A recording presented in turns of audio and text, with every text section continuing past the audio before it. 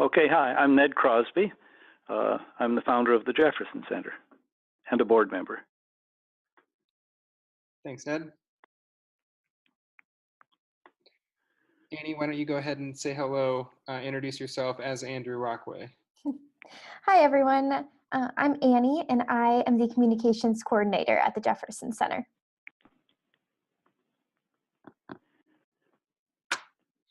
Doug, you want to say hello?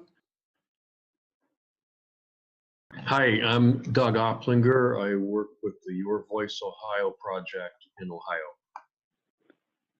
Thanks, Doug. And David?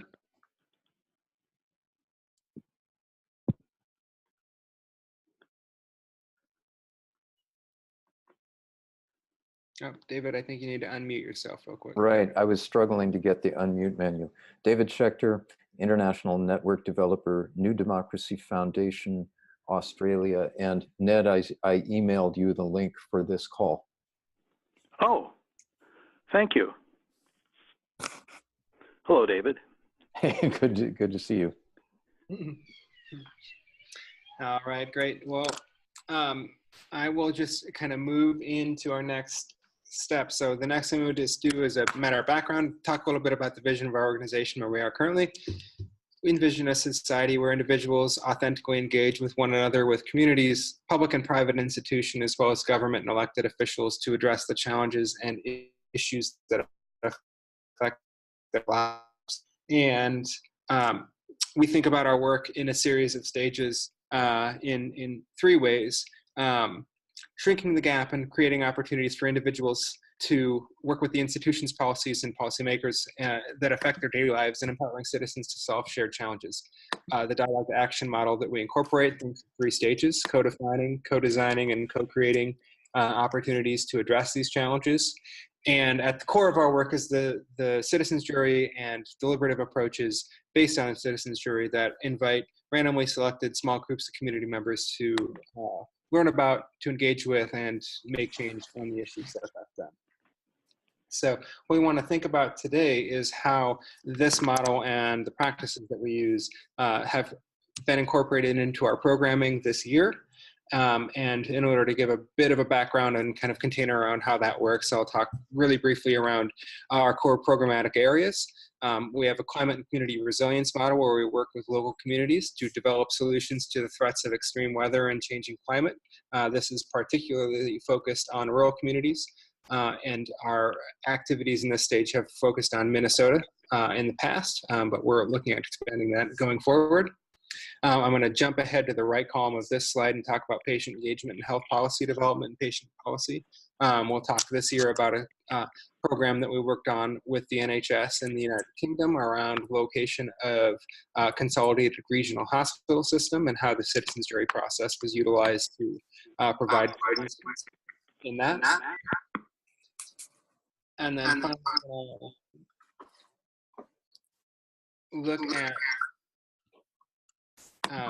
campaigns, governance, and media, and the ways that our work shapes campaigns, governance, media technology, and really a broader system around democratic innovation as a whole, and look at some of the projects that we're doing in this field, both around the functional work of embedding citizens juries and other deliberative practices in campaigns and governing, as well as our work with media partners in Ohio and using deliberation and engagement to structure their relationship and interactions with their audiences and generating trust and new audience development using these practices. So to start things off in this component, I'm going to talk with you, or we're going to walk through one aspect of our campaigns, governance, and media and democratic innovation program, Your Voice Ohio. And to do that, I'm going to ask our communications coordinator, Annie, to talk through this program in more detail. Hi again. So Your Voice Ohio is our collaborative journalism project, and it's supported by Democracy Fund and the Knight Foundation. So the main problem that we identified within Ohio and local journalism was that coverage around key community issues, especially opioids, which was the first issue area we started with, was no longer resonating with audiences in Ohio.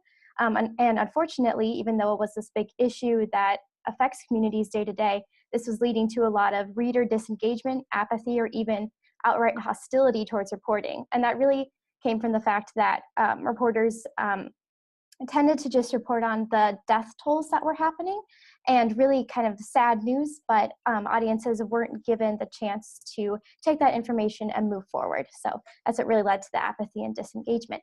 And the solution that we began working on was to create the Your Voice Ohio Media Collaborative, and that was to embrace much more representative and community-based news coverage. And so that was really putting readers and individuals at the center of reporting, and really getting their voices much more involved and represented. And on the other hand, the solution was to create a replicable model for community conversations that could be used across the state to illuminate local issues like joblessness, addiction, and more. And those are just the two issues that we started working with. And so the results that we've begun to identify so far is that we've conducted community conversations around the state on the addiction crisis and local economic issues. And journalists are really beginning through those events to uncover underreported problems and overlooked solutions to the opioid crisis and to restoring economic vitality across Ohio. And those solutions really, it would have been really hard to collect them from individuals otherwise without being able to meet face-to-face with these community conversations or otherwise invite input. We also invite people to create recommendations digitally on our website. So without those, people wouldn't have really been able to tell journalists how they're thinking about these issues, and then journalists wouldn't have had that input to shape their reporting. And now, because of those opportunities, they're beginning to confront issues together, and reporting is much more collaborative.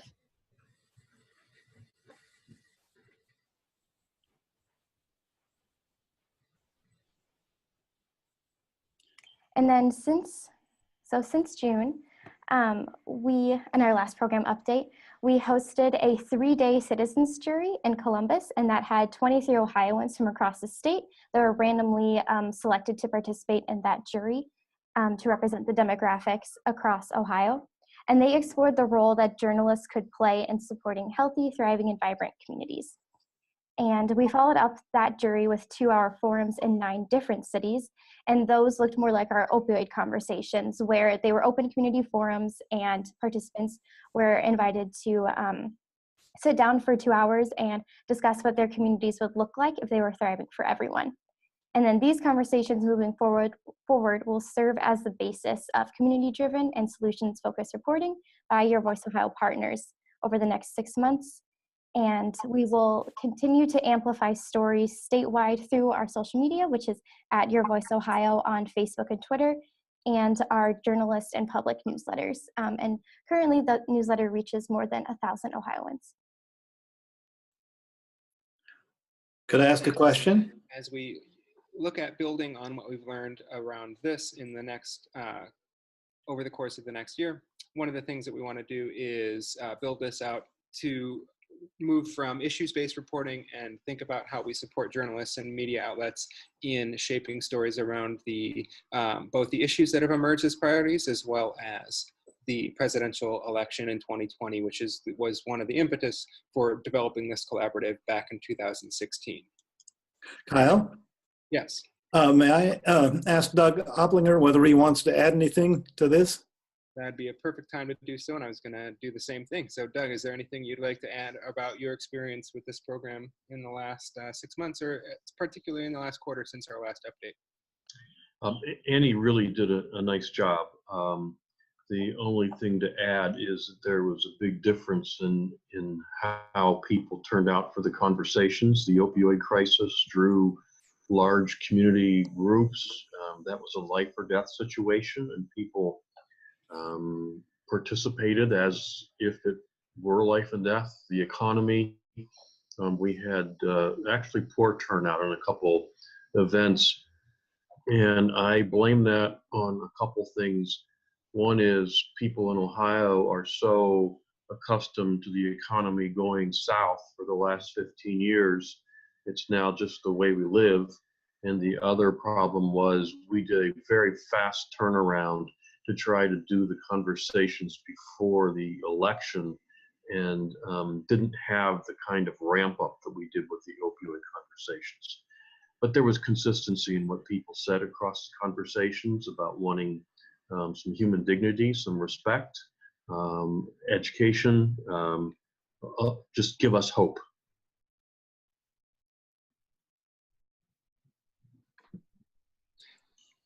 Thanks, Doug. Any other questions related to this particular program? Well, I'd be curious to know whether any of you got feedback from the journalists involved in this as to what their reaction was. We did. It was a variety of responses. There are some who are who understand that things aren't working the way they should for journalism. There's also some journalists who aren't as what's the word? They're not veterans, and they are more open to trying new ideas. The ones that were willing to try something new and were open to thinking about what they heard, it had a significant impact on the way they think about their relationship with the public and their responsibility to the public. There are a lot of seasoned veterans who just saw this as a lot of static from regular folks, and those seasoned veterans are the ones who are the biggest problem for journalism. They're too connected with experts and people in power, and not enough of the people in their community. So we picked our battles. The ones who were most interested in hearing worked more closely with them. The ones who were recalcitrant kind of pounded away at them at times, but realized that they were more difficult to bring along. Does that answer your Thank question? you.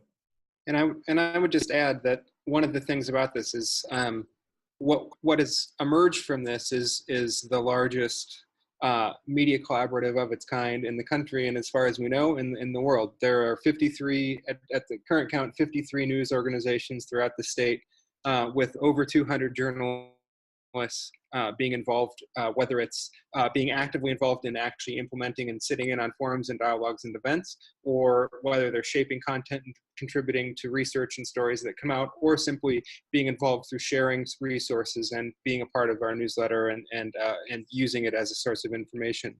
And so as we move ahead, our goal is to really structure our relationship with the different tiers and segments of journalists and media partners that we have, focus strongly on those who are most actively engaged, identify a second group who are most closely aligned as a kind of pipeline of next adopters to be involved in that engagement process, and then think about how we connect with and interact with that broader group and the largest group to make sure that what we're producing and the ways that they contribute their ideas and research can contribute to a larger effort going forward. And so that's how we aim to really build on what we've developed so far and try to be more intentional and strategic about how we shape the involvement of partners going forward. Because what we've seen is really exciting, and the level of buy-in, it's just a different level of buy-in depending on where people are, both in their career and as an organization in terms of their resources and capacity. So the next thing we want to talk about, shifting gears from our Your Voice Ohio and Media program, is to think about our Climate and Community Resilience program and the Rural Dialogues Project. So this is a partnership that has emerged with the Institute for Ag and Trade Policy. It's been supported by the McKnight Foundation, the Bush Foundation, and the Carolyn Foundation. And over the course of the past several years, it's taken multiple iterations. Starting with the biggest picture, we want to think about rural America being home to nearly all of the nation's energy production, and a situation where rural residents spend a higher percentage of their income on energy bills and are impacted by energy policy in unique ways. However, whether through conscious and intentional differentiation from or stepping back, or feeling excluded from, rural residents are rarely included in conversations or narratives around the future of energy in their communities and the local impacts of climate change.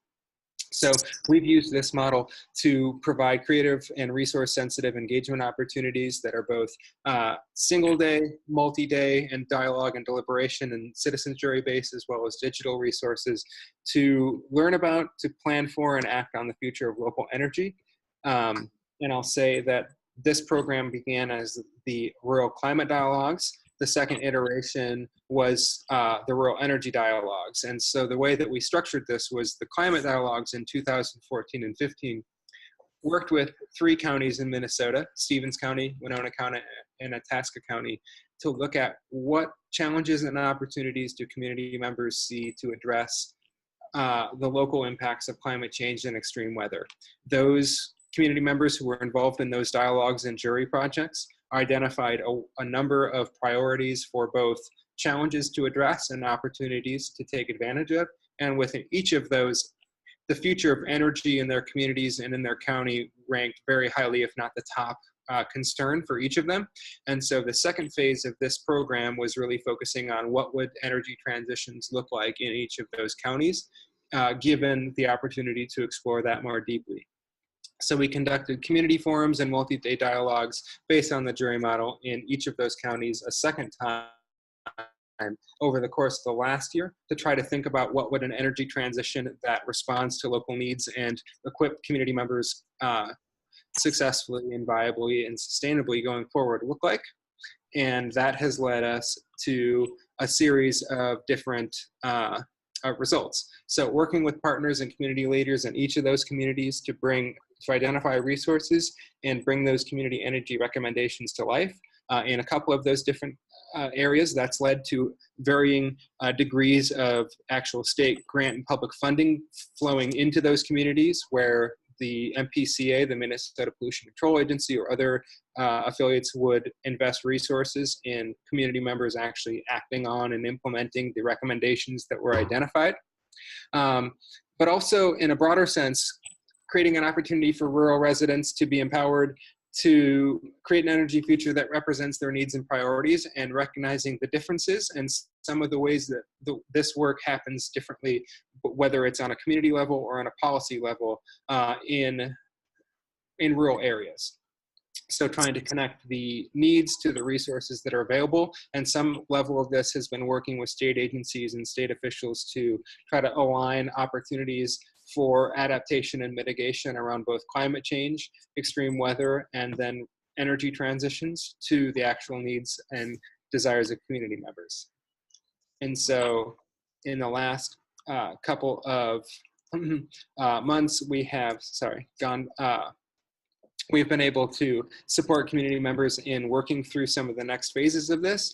And we've actually begun moving towards a plan in 2019 and 20 that looks even more exclusively at how renewable energy resources are located and sited in communities throughout Minnesota as a next iteration of this program that really begins to focus more directly on the ways and manner in which communities determine that they want to seek out renewable resources as part of their energy transition plan, and begins to address some of the challenges that emerge both at the community level and the policy level around how, when, and under what conditions to adopt renewable resources and renewable energy in their communities. So I'll stop there and ask if there are any direct questions about this program before I move on. I'm wondering if there is a way to characterize what it is that the people do that causes policy change. What is the threshold that gets policymakers to take note and say, we need to do something with this? So I would say there's been a couple examples of that from the way that we structured this program going recently. One aspect of that has been that in each of the rural climate dialogues that occurred, which were at least 3-day events happening in each of 3 counties in 2014 and 15. Those were small groups, typically 18 community members in each of those counties that was developing, as I mentioned, responses to the impacts of climate and extreme weather in their community or county. There was no direct involvement from policymakers, except from when city managers, city council members, or other agency officials was presenting to and being in discussion with the jury members or the dialogue members in those areas. However, the work after the fact, when the communities and the jury members or dialogue members created their recommendation and reports, it actually created some opportunities for what we've heard from city managers, administrators, or elected officials for responding through policy to priorities that they didn't necessarily feel that community members had. And once there was an actual expression of those through the report, they began to see opportunities to respond with policy actions that they wouldn't have necessarily felt like were priorities for their constituencies previously. And so that was through stage one and kind of the initial climate dialogues project. In the rural energy dialogues, through a sustained and kind of ongoing collaboration in those communities, in some cases, there were actual city council, mayor, or public utilities or other members who were in elected office who participated as dialogue participants.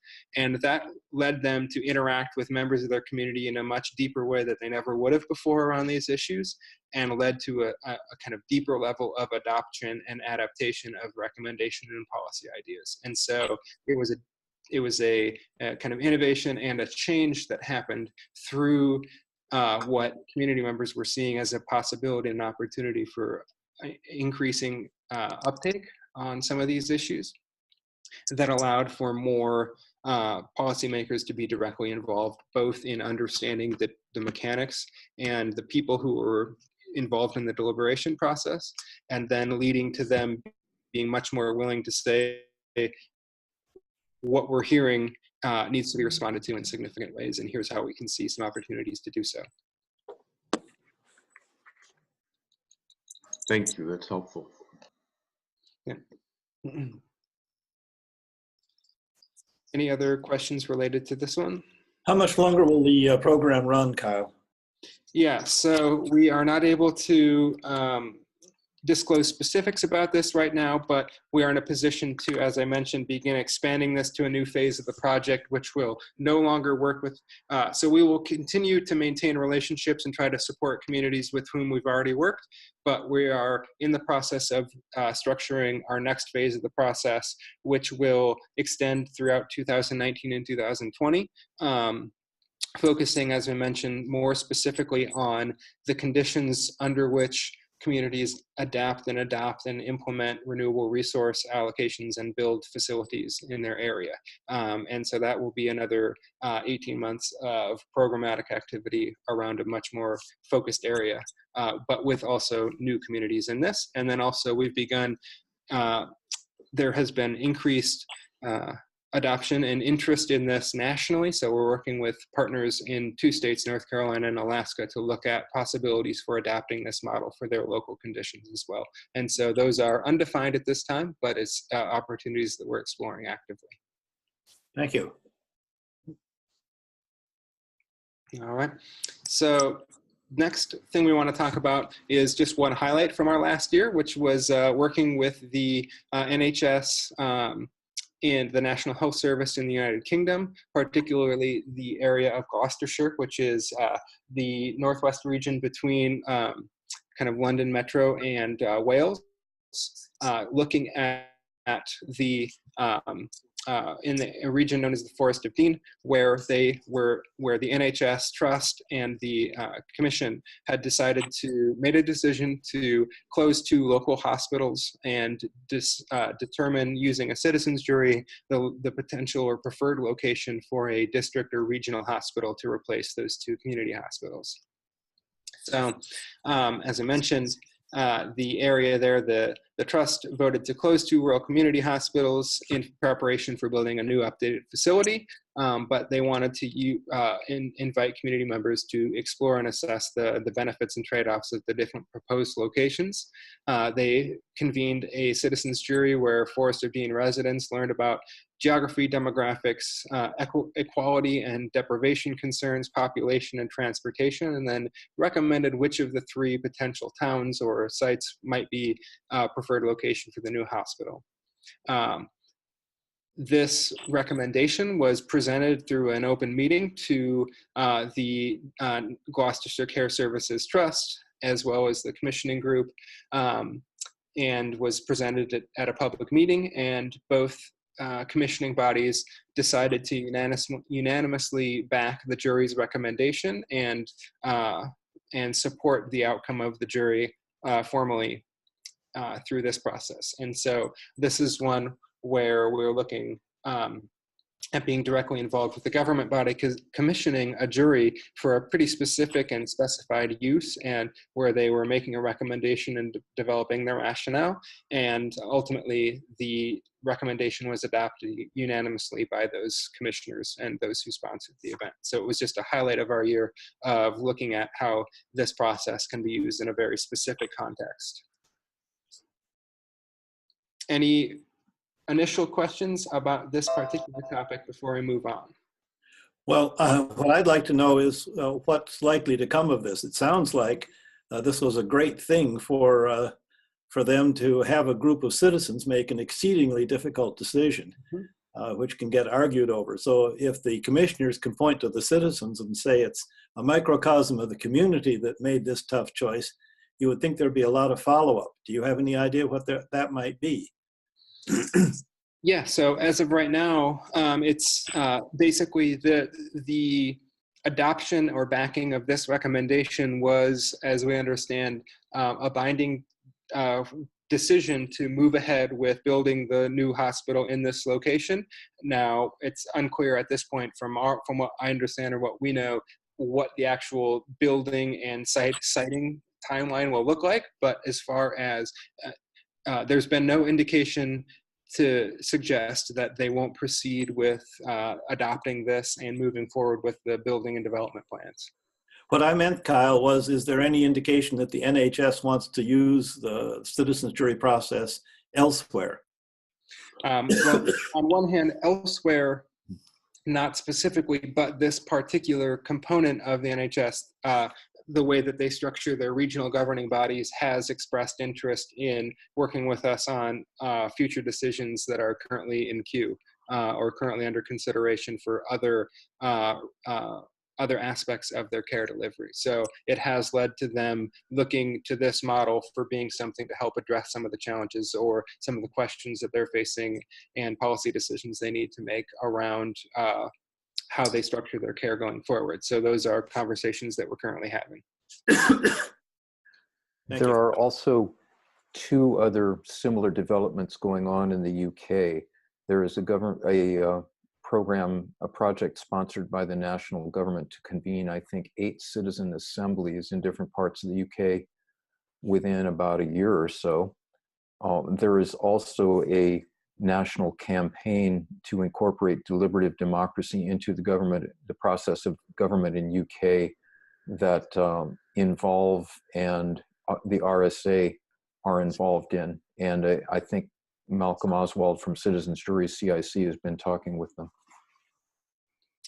Yeah, and I'm actually in Scotland. I was at the Scottish Parliament today talking about opportunities for embedding these jury models within committee inquiry work, and we'll be attending the RSA and Involve meetings later this week to talk more about those. David Schechter, when you say 8 citizen assemblies, do you have any idea what the size of the citizen assemblies will be and how long they will run? I don't. Kyle, do you? Yeah, I think it's more likely to think of these as the smaller, more constrained jury model where it will not be expansive, because I know that the proposals put forward by the May government earlier this year were focusing on local decision making. And so just as a result of that, I know that they use the term citizens jury directly in their materials. And we're looking at the use and adoption within local government jurisdictions. And so likely on municipal decisions. So would be less likely to be expanded beyond kind of initial set of either one weekend or less likely to be multiple weekend and larger group as an assembly model would be. But that's the most recent I know, not having connected, and I will find out more through my conversations later this week.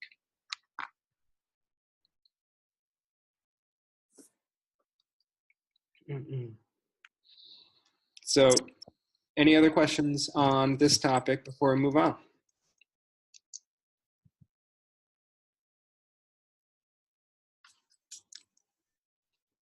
All right. If not, we'll talk a little bit about work in a more expanded capacity, but under the auspices of a government sponsor. One of the areas where we're looking at our work outside of our programmatic focus of climate, democratic innovation, media, and patient engagement, but is one where we look at using these practices successfully to address complicated challenges, is working with the City of Vancouver on the False Creek Flats or Flats Arterial Community Panel. This is a project that arose as part of a series of community planning processes and zoning and engineering decisions. The City of Vancouver needs to determine a new location for an arterial street through the False Creek Flats neighborhood. And this is a result of a series of decisions which lead to some significant redevelopment opportunities and processes, as well as have significant impact on the rail and goods movement industries throughout the city of Vancouver and actually the entire British Columbia province. So we have been working with the city over the last year to develop and convene a community panel, which will consist of 42 community members throughout Vancouver. They will represent the study area that's been outlined to be directly impacted by the decision to develop a new arterial route through the neighborhood, as well as business and organizational representatives in the area, and then a small subset of Vancouver residents as a whole, to make a recommendation on the new arterial road that will go through this neighborhood. This is a project that we've been working on throughout this year, and I thought since this conversation might be focused around folks who are interested in the actual process mechanics and the way that would work, the next thing we want to talk about is a little bit about how this actual panel will be developed. And so what I'm sharing now is a bit of an overview of the actual project schedule and the way that the panel will be developed. And so overall, the panel will consist of 8 days of meetings among panel members. 7 days of those will be deliberation, and one of them will actually be, if you look on this screen, on January 26th, there's a darker or brighter orange box that's site tours. That will be a day of tours of the impacted area and the proposed arterial routes. So where we are right now is working on the panelist application and recruitment process, leading towards selection next week. That is all in preparation for the initial meeting of the panel the weekend of January 19th and 20th, where they will begin processing and learning about the background information that's going to be necessary to make an informed decision.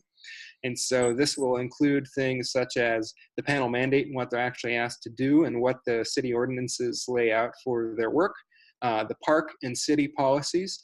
It's important to keep in mind that this is a project that the recommendation that is developed by the panel in this case will go to the city council and the park board, both of which are elected bodies, to accept or reject or vote on the recommendation and implement the process. They will hear information related to the economic context, the need for grade separation in this in whatever option is selected, the False Creek Flats community plan, and which dictates how and under what conditions the community will be developed and the decisions that go into that. They'll also look at things like what the route maps will entail and the variations within them, overviews of the potential impact, as well as get a sense of the history of the area overall, and really provide a background of information for why the decision is being made, why a panel has been chosen as a method, and what some of the important context is going to be. The next level of this, as I mentioned, will be a tour throughout the area to see some of the sites, some of the businesses, and some of the areas, the parks and the community spaces that might be affected by various alignments. And then they will come back over the course of a couple weekends to look at the key factors and assess the benefits and drawbacks of each option, thinking about what we've identified with stakeholders and community groups as 6 key priorities or criteria, some of which may be developed and suggested by the panel but aren't listed here. So the factors or criteria that have been outlined so far are transportation performance, both within the study area as well as the city and the region as a whole. The cost, once again, for both building the new arterial route as well as the externalities and factors that may weigh on other things like local businesses and communities and community members, parks, green space, recreational space, and community gardens, the impact on businesses, quality of life, and then public and other community facilities that are within the area. And so those are the criteria upon which each of the routes will be assessed. One important aspect of this that is built in is that there will be opportunities for those who are interested in this project or the decision, but who are not selected to be part of the panel, to learn about the panel's work, to hear interim and hear interim findings and reports, and then weigh in and contribute is through 2 public workshops that will be held, the first of which will be on March 5th after the initial kind of background information component from the panel and their work. And then again on April 2nd after they've updated their assessment of the options, which is going to take place. They will refine their assessments of each option and begin their decision-making process and rationale development on March 9th and 10th. There will be a second public workshop, and then finally a recommendation will be developed on April 6th. Once the recommendation is developed, it will be crafted and finalized and then delivered to the City Council and Park Board for their consideration shortly following that. And so what I wanted to outline with this was, while it is a relatively limited decision in terms of its scope, the level of work and complexity of the issue really gets beyond where a road and how a road impacts the community.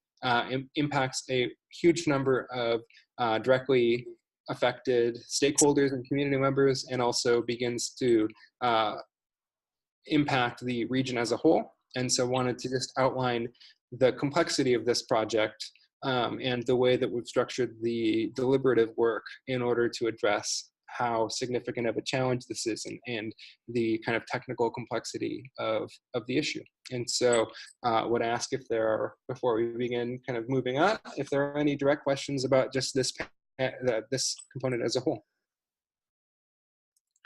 What plans do you have to deal in the public workshops with somebody in the community who's a very good community organizer, and turns out 50 of her supporters because she really wants to get her way.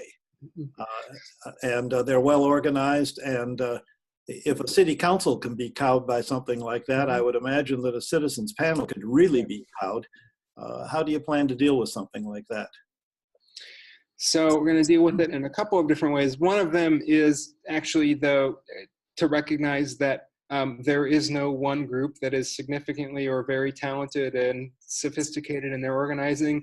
There are many, many organizations in this that are very well run and operated and have a vested interest. And so it is about ensuring that we create an opportunity and structure the public workshop session to recognize and acknowledge that there are many groups who have organizing capacity and expertise who are going to be doing this. And so how we structure affiliations and representation from individual groups is something that we're going to wait to determine the criteria around those until we begin developing our kind of getting a sense of the RSVPs and who is intending or at least indicating their attendance for these.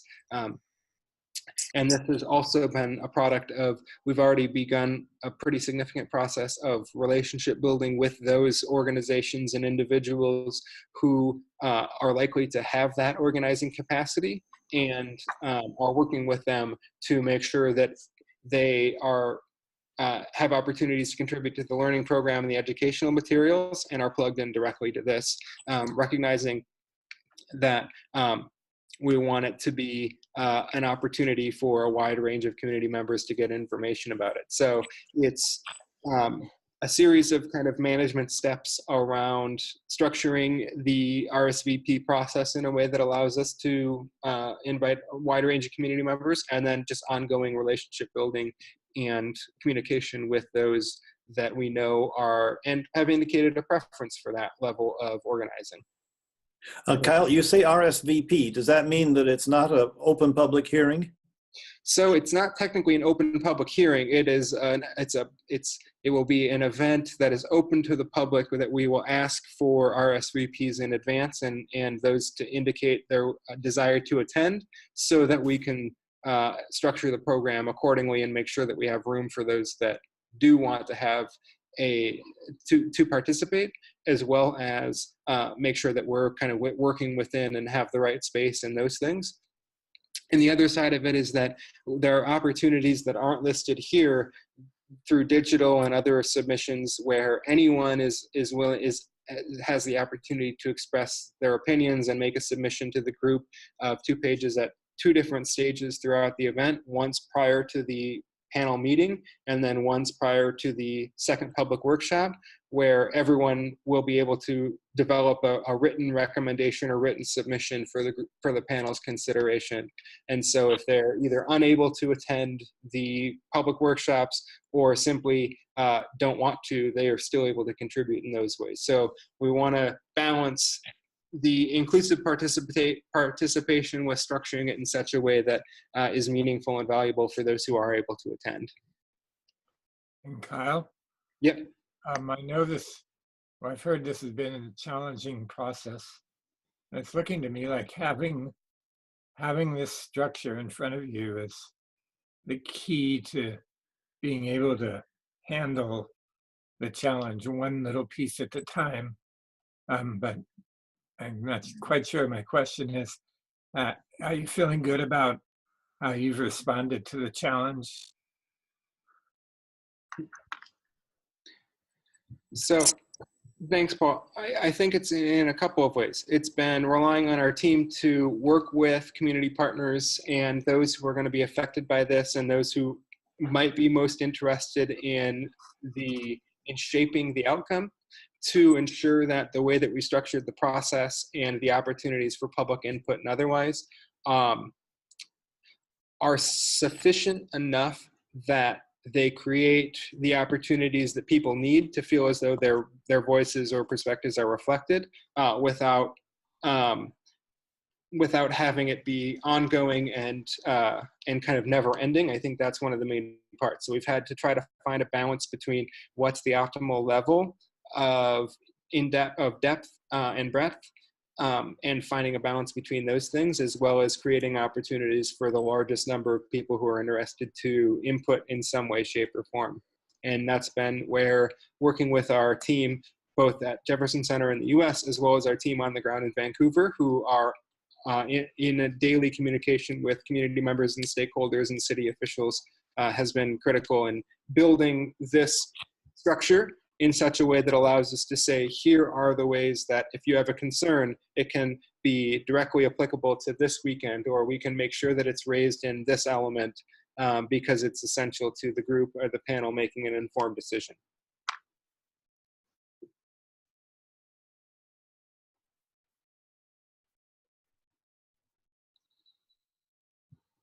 Any other thoughts or questions before we move on?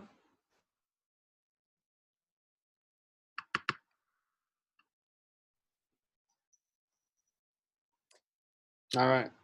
So another project that we undertook this year that was an experiment in trying to find ways to incorporate and work with new partners and use these practices was trying to incorporate methods and elements of the citizen jury and deliberative process at the New York Times Athens Democracy Forum in Greece. So recently, the New York Times has developed a project model or a conference model that brings together their senior journalists, business leaders, policymakers, as well as students and delegates internationally to attend a forum and think really strategically and deeply about how to improve democracy in the global context. This year, we adapted the methods of deliberation that we incorporated into the citizens jury outside of things like the random selection and representation to address the following question of what insights, solutions, or ideas do you have for strengthening or advancing democracy based on what you've learned? Thinking about the presentations, panelists, and experts who spoke at these events as the kind of inputs that we asked delegates and attendees to use to structure their deliberation. This was an experiment to think about how we could do this work with both, on one hand, a major international media organization, as well as work with a more self-selected set of stakeholders around an issue that we care deeply about, which is supporting democracy. We are in the process of finalizing, and I'm here going to be meeting with the team at the New York Times Democracy Forum group in the next couple of days to talk about what worked, what didn't, and what we would improve if we were able to do this again, and whether or not that's something we'd want to pursue. But one of the things that they're doing right now is finalizing the solutions that emerged in response to this question, which was developed through a series of 4 breakout sessions or workshops at the event, where each group crafted their own set of solutions around the rule of law, diversity, inclusion, and the movement of people, the business, or the role of business in supporting democracy, and then the role of technology. And they are working to finalize that report and begin distributing the results, hopefully within the next couple of weeks. And so this was just a unique way for us to build on the recognition and acknowledgement of our work that we've begun to see in the last couple of years, and to partner with a major group to try to bring this to another level and do it in a different context. And so it's one that looking forward to seeing whether or not this is a place that we want to continue pursuing opportunities like this. But was a unique experience and was a great way for us to get our work and our ideas and thoughts in front of a very different audience than we've been working with in some of our local, state, and regional programs. So last thing, are there any direct questions before I wrap up, or anything that people have on their minds or want to know? Kyle, will the Times issue some kind of a report, or how will they finally come up with what they learned and what came out of it?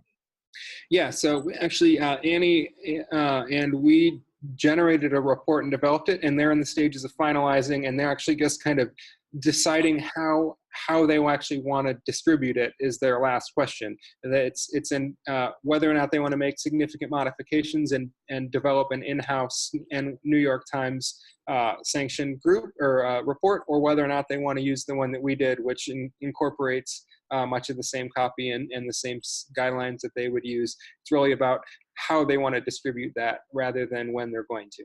So yes, that's just something that is in process, and we're trying to finalize while I'm here. Thanks. Mm-hmm.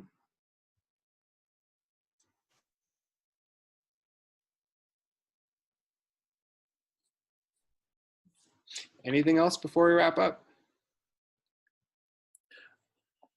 The only thing I can think of is that I'm impolite enough to want to know who T. Lem is. Oh, hi. My name is Tracy, and I'm a St. Paul resident, and I was stumbling across, doing some research, and stumbled across your organization. And I was shocked I hadn't learned about it earlier, actually, because I'm kind of involved in civic youth. So my bad, but I'm really excited about some of the work you guys are doing. And I was reading about the Athens forum that you were just referencing. So yeah, I just saw this on Facebook, and I thought I'd listen in to see what's going on. Great, I'm glad you joined us. Yes, good work, good work. Thank you for joining us. And as I mentioned earlier, I'll pull it back up here before we go. But if you have any direct questions or anything else, feel free to be in touch and let us know.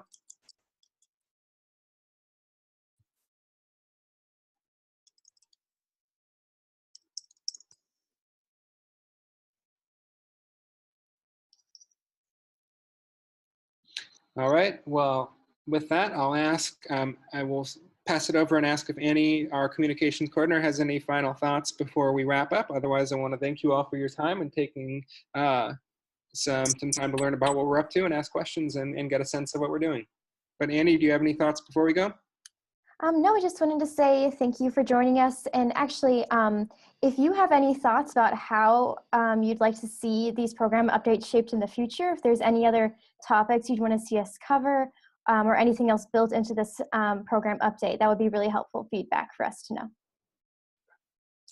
Thanks, Andy. Great. All right, well, with that, I'll call it to a close. Thanks, everyone. Have a good rest of your day, and take care and be in touch if there's anything else that we can do to answer questions or follow up. So thanks, everyone. Thank you, Kyle. Thank you, everybody. Nice to see you, Ned. Nice to see you, David.